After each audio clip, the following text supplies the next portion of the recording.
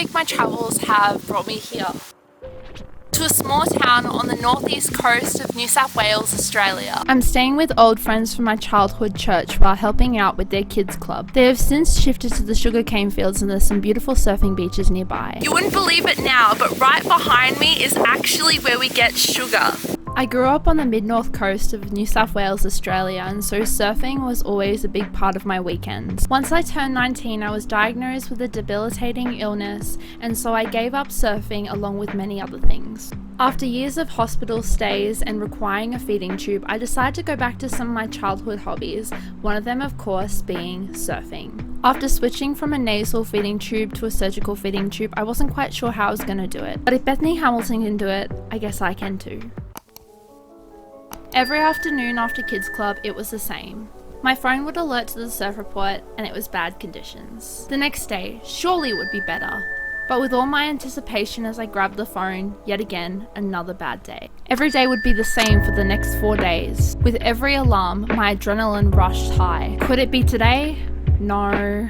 It's funny how as this happened, it reminded me of my day-to-day life. Some days are good, some days are bad. And you have no control.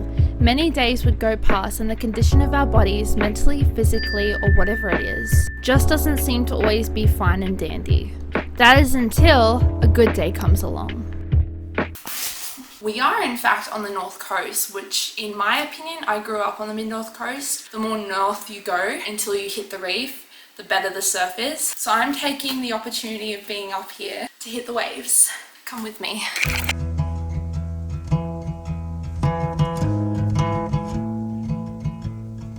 Fueling up for the day.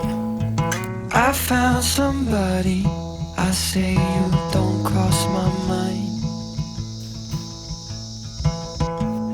And if you are wondering where I got the board from, it's not mine. It's the neighbours of the friends that I'm staying with. I told them that I was planning to go surfing and they kindly offered that I can borrow their board. I can't let go.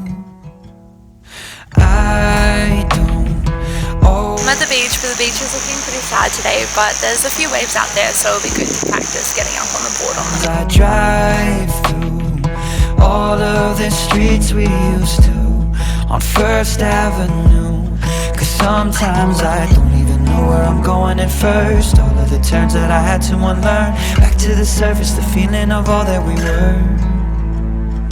I don't always think about you till First Avenue, that's when I do. Just grabbing a quick fuel break. We're going to the cafe because I'm exhausted. I accidentally forgot to put my feeds overnight.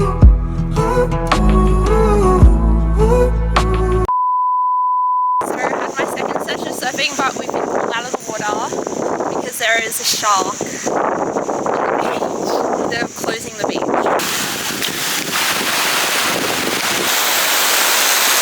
Hello, I am on my way into town. I just had a break after that surf. I'm going into the local town to pick up some supplies. So if you're wondering what actually happened, I didn't explain this properly. For the first half, the video you saw of me surfing, I was quite close to shore because I always like to start off when I have a new board or when I'm in a new area. I like to start off close to shore. So I started off close to shore and then we went and had lunch and then I went back, but this time I went out the back and I saw a fin that I thought was a dolphin fin and then I kept surfing.